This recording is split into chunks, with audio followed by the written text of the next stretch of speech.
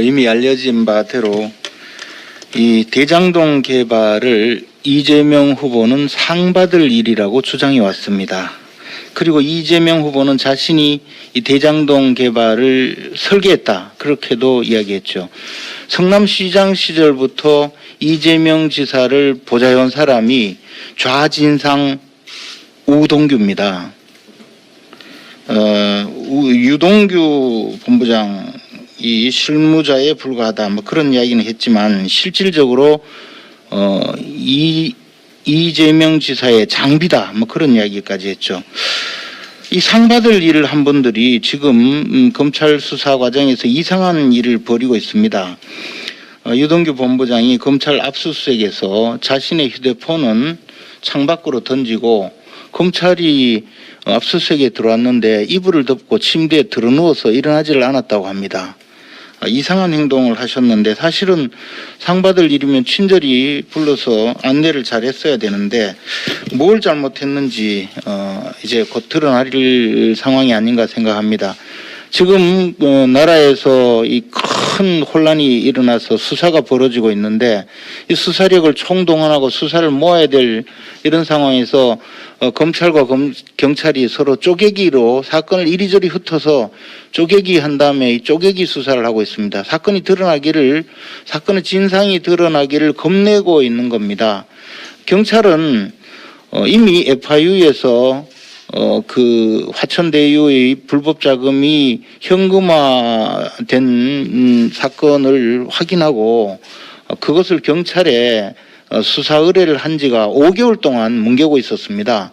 그 사건을 용산경찰서로 보내서 용산경찰서에서도 이리저리 굴리다가 막판에 진흥팀에다가 또다시 넘겼는데 진흥팀에서는 이 사건 내용을 제대로 수사할 의지가 전혀 없이 곧바로 그 화천대유의 실소유자 김만배 씨를 불러서 참고인 진술을 받았습니다. 쉽게 말해서 빨리 좀 증거를 인멸하라. 그리고 수사기관에서 무슨 지금 의문을 갖고 있는지 알려준 겁니다. 그리고는 수사를 하지 않고 그걸 또 경기남부경찰청으로 넘겼습니다.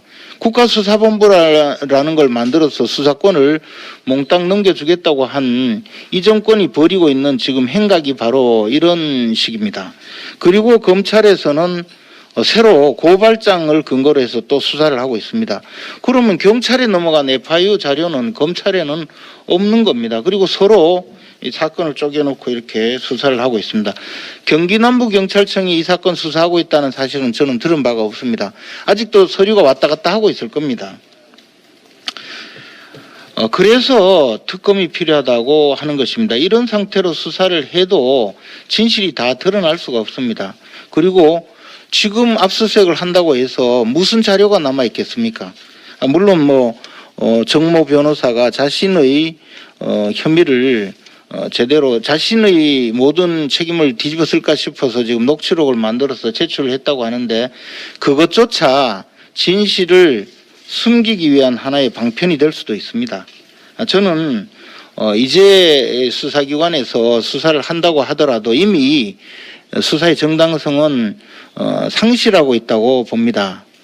물론 진실은 가만히 있지 않습니다. 늘 말을 합니다. 진실은 자꾸 드러날 겁니다. 이재명 후보님께서 상받을 일이라고 한 이야기는 결국 벌받을 일이라는 것이 곧 드러날 겁니다. 많이 이제 큰 벌을 받아야 될 텐데 각오하시기 바랍니다.